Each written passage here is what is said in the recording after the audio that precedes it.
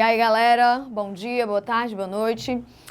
Eu me chamo Nanda Mota, sou professora de História e hoje eu vim aqui perturbar um pouquinho da ordem desse canal, onde a gente percebe uma presença majoritária de meninos, de homens, né? E aí eu vim hoje aqui para bagunçar um pouquinho essa ordem, né? Bom, hoje a gente vai começar com um assunto extremamente importante, que é a Revolução Francesa. A Revolução Francesa, ela foi um dos fatos históricos, aliás, foi o fato histórico que deu início à Idade Contemporânea. A Idade Contemporânea, que é um dos momentos históricos, uma das idades históricas que é mais cobrado no vestibular. E a Revolução Francesa, ela dá início a esse momento. Bom, para a gente entender esse processo, a nossa aula vai ser dividida em 3 blocos. O primeiro bloco vai ser sobre os antecedentes, né, o que provocou essa Revolução Francesa.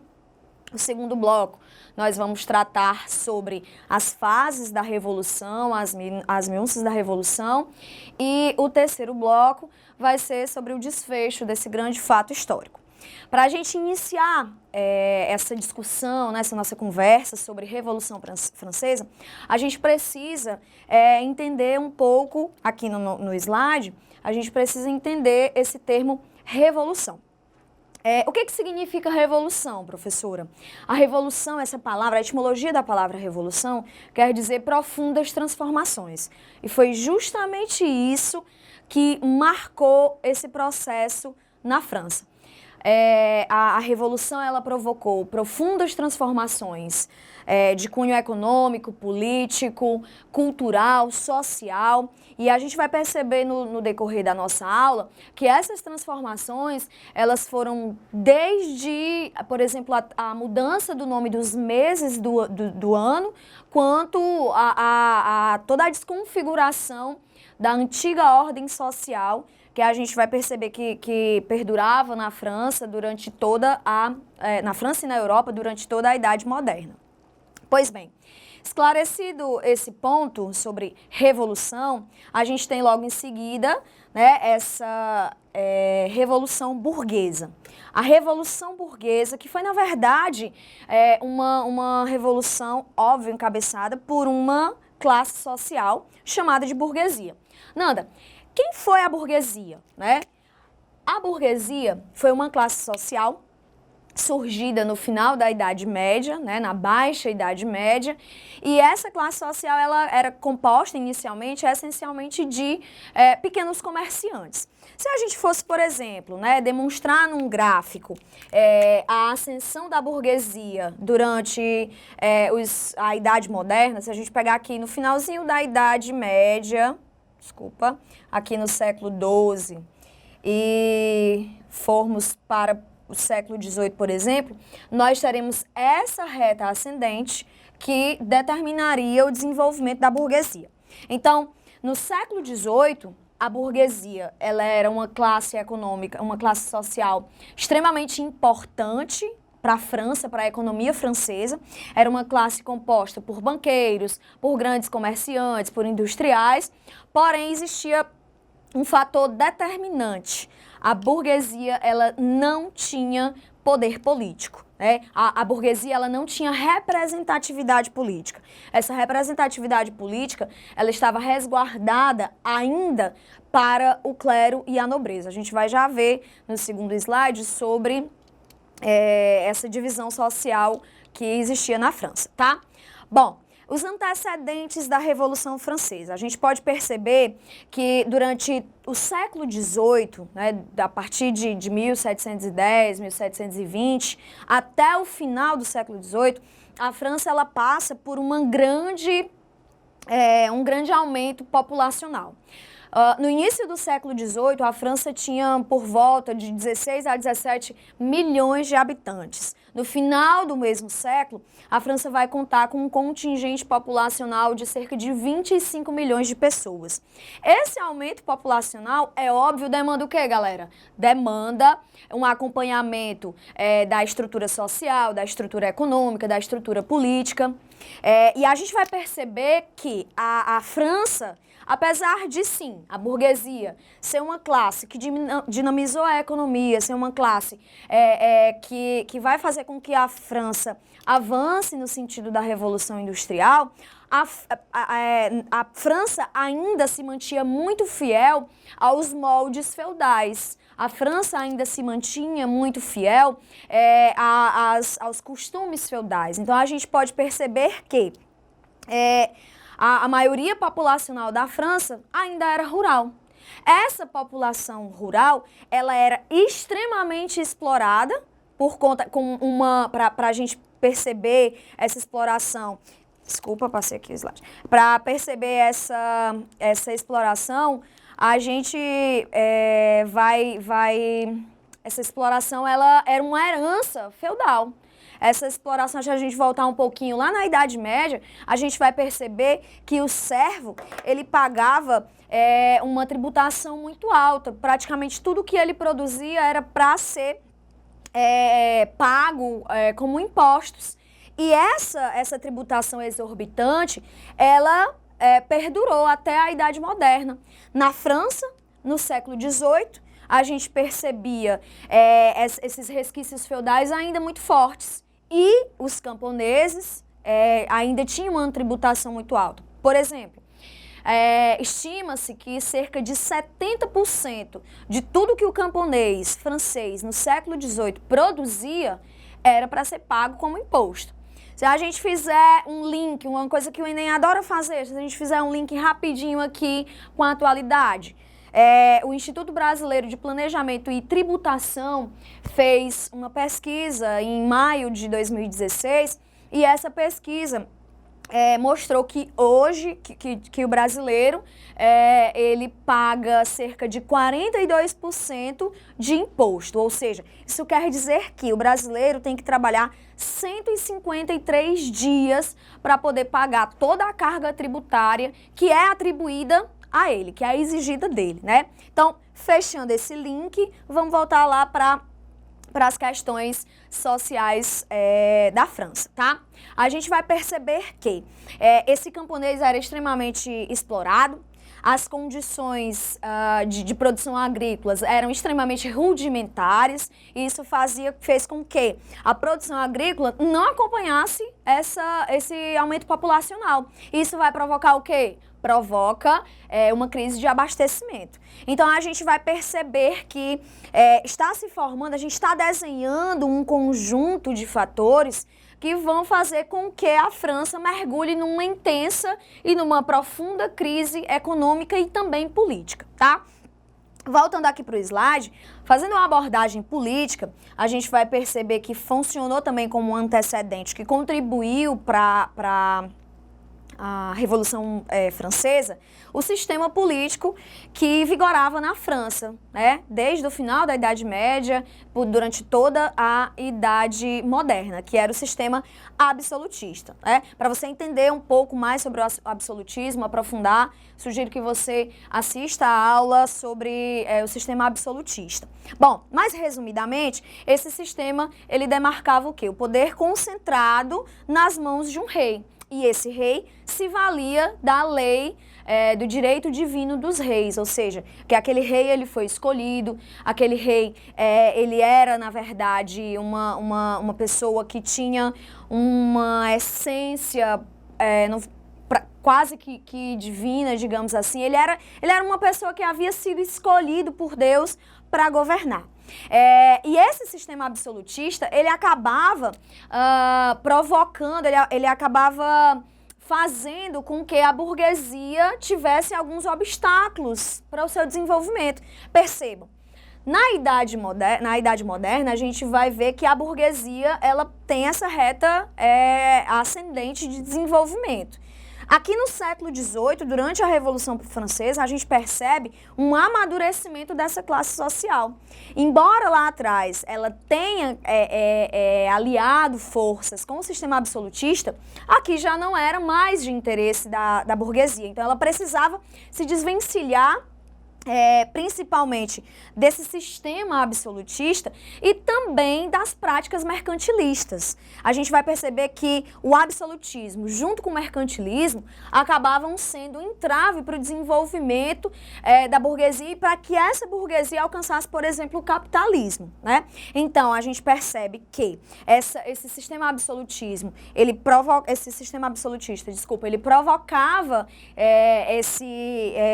ele prendia, ele acorrentava o desenvolvimento da burguesia e isso também era a burguesia tinha que se livrar, tinha que se desvencilhar desse entrave, tá? Voltando aqui para o slide, a gente percebe que a burguesia, que a nobreza, né, a classe da nobreza, ela tinha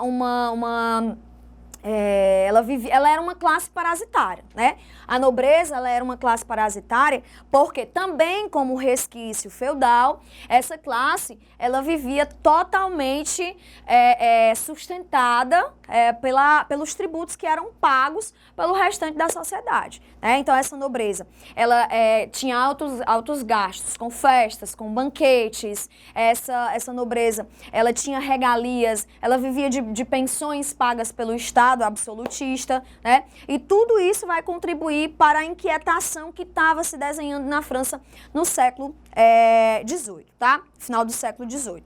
Passando para o próximo slide e retomando um pouquinho aqui sobre o sistema absolutista, a França, por que o absolutismo foi tão forte na França? Na verdade, esse absolutismo, ele começa a se desenhar, ele tem um ponto um ponto referencial justamente no rei Luís XIV, o rei francês, aquele que se autoproclamou o rei Sol, né? L'État c'est moi, o Estado sou eu. O rei Luís XIV,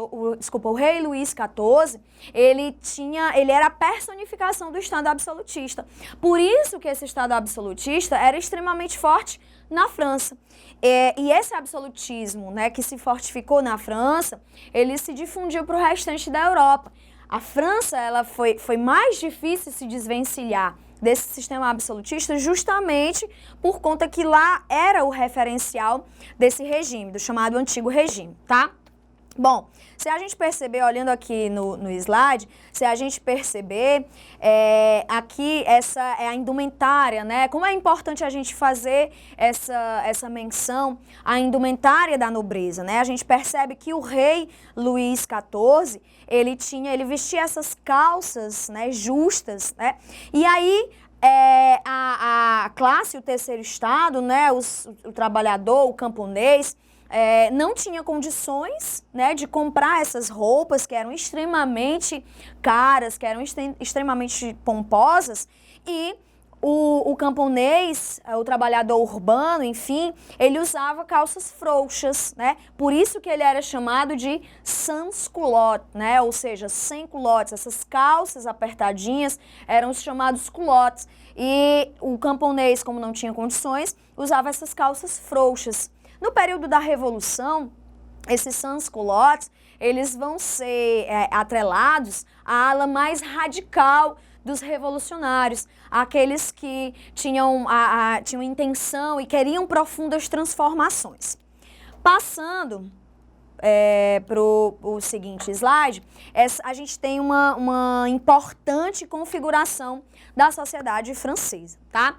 Nós temos uma sociedade dividida em primeiro, segundo e terceiro estado. Bom, olha para cá, olha para mim, não mexe no celular agora, tá? Fica aqui, a gente tá desenhando um negócio bacana, tá fazendo enfim, né, uma configuração desses antecedentes da Revolução Francesa, você precisa prestar atenção. Pois bem, esses estamentos, se você, por exemplo, numa prova de vestibular, você pode encontrar estamentos, estado, classe social, são sinônimos, tá? Não fica desesperado. Essas classes sociais, né, essa configuração, se você percebe aqui no slide, essa configuração do primeiro, do segundo e do terceiro estado são também resquícios do sistema feudal. A ordem social feudal na Idade Média, tinha basicamente esta configuração, com as suas algumas exceções que a gente vai explorar daqui a pouco, tá? Pois bem, esse primeiro estado, né, primeiro estamento ou primeira classe era composta pelo clero. O segundo estado, composto pela nobreza. Esses dois estados, essas duas classes sociais, eram aquelas privilegiadas que eu falei agora há pouco.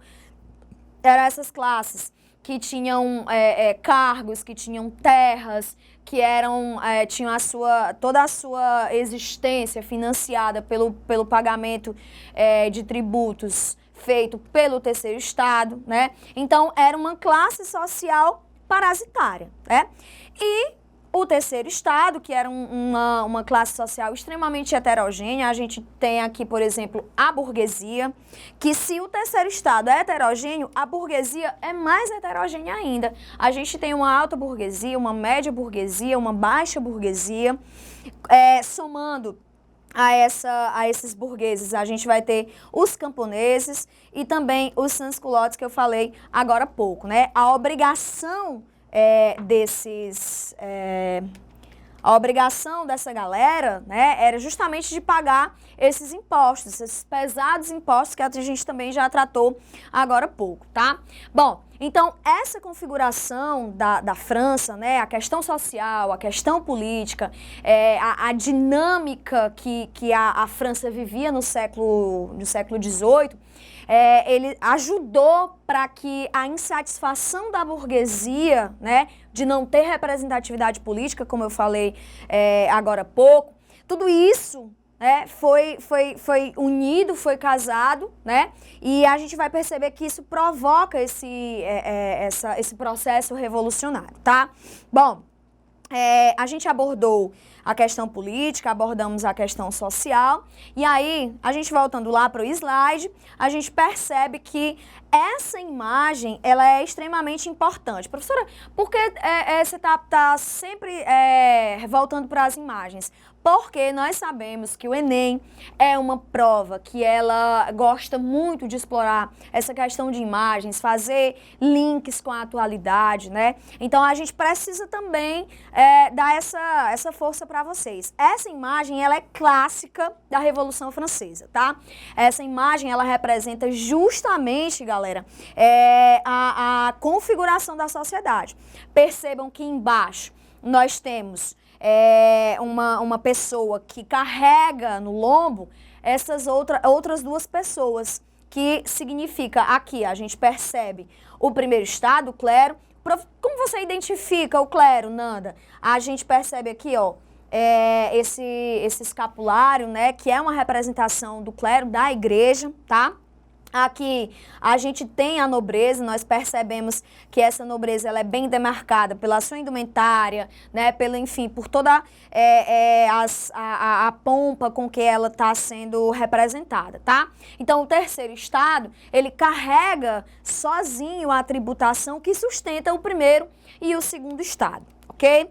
Bom, passando para o próximo slide, eu queria também continuar nessa abordagem de imagens, que é extremamente importante. A gente percebe aqui o povo armado. E isso foi um diferencial extremamente importante na Revolução Francesa, tá?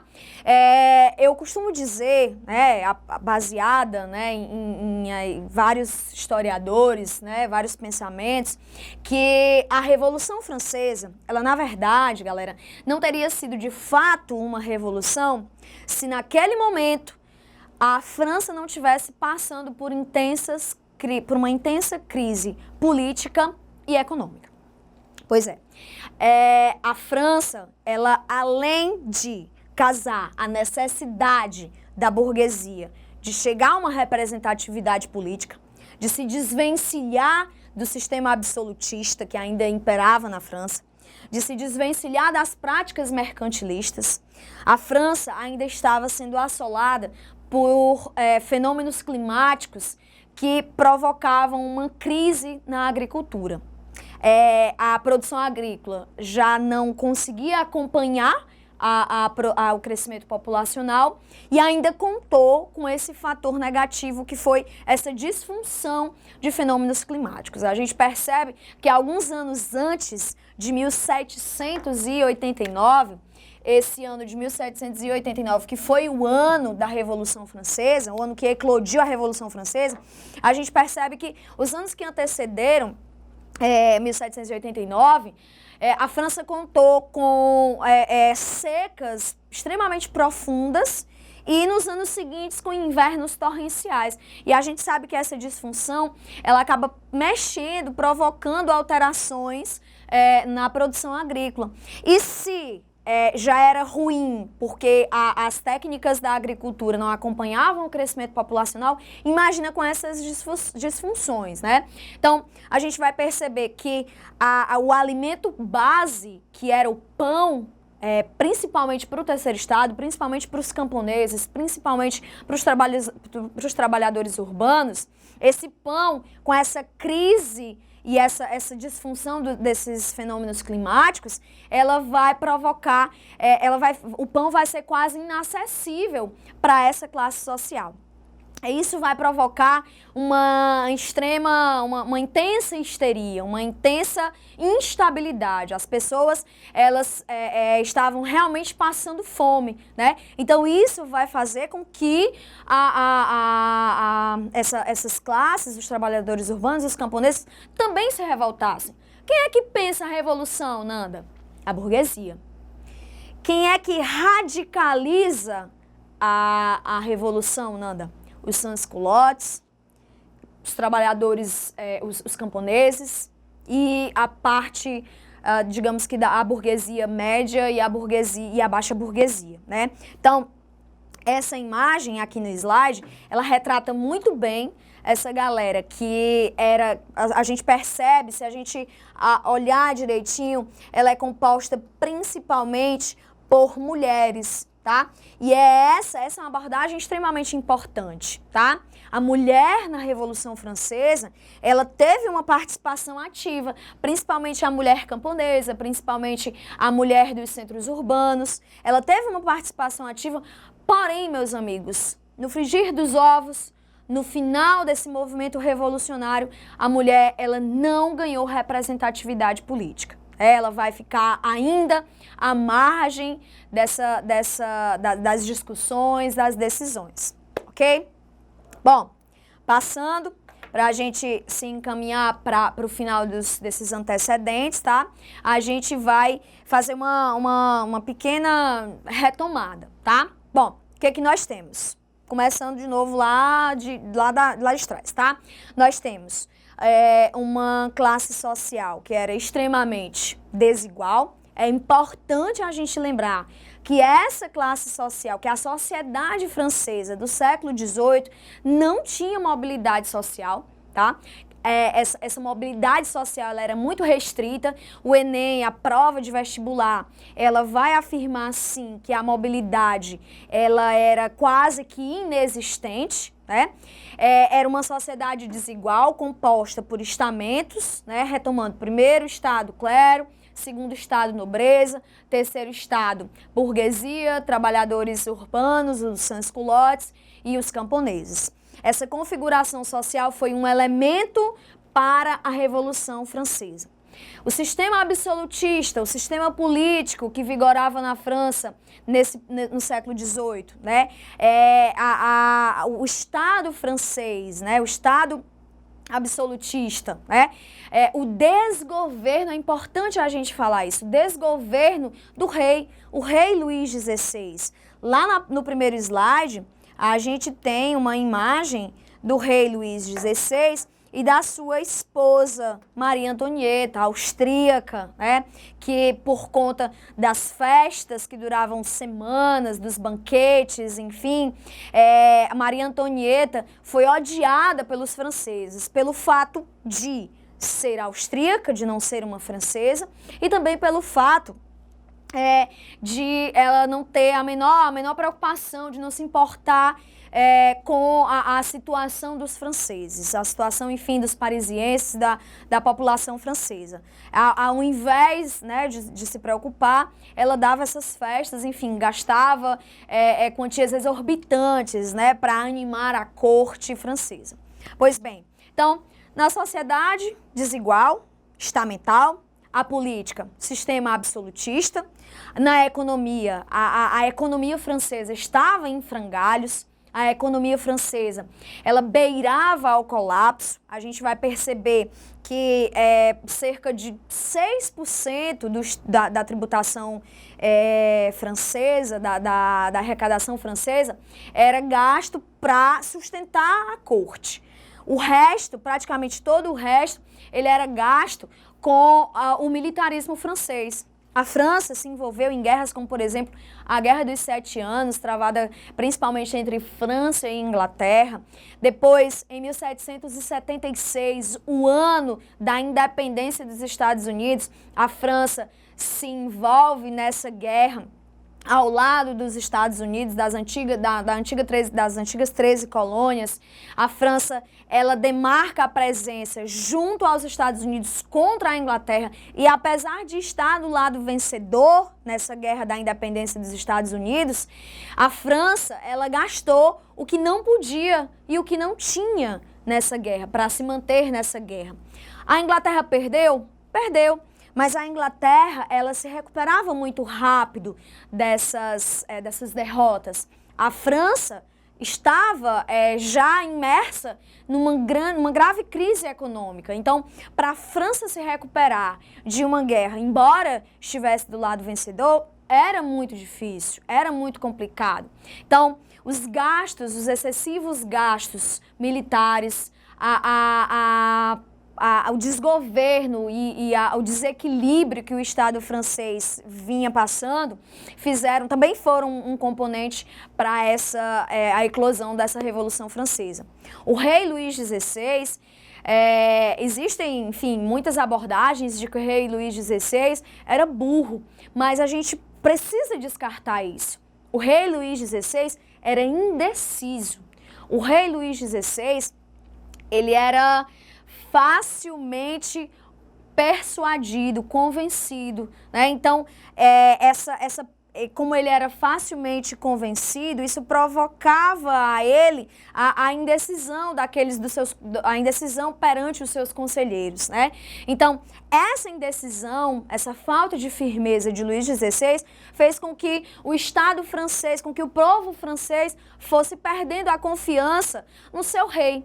E isso vai provocar um intenso colapso na política, na economia, na sociedade e também no eixo cultural, que a gente vai abordar mais no próximo bloco, tá? Então, galera, essa é a parte dos antecedentes que a gente precisa, são os pontos principais que a gente não pode esquecer para falar sobre Revolução Francesa. Espero vocês no próximo bloco, tá?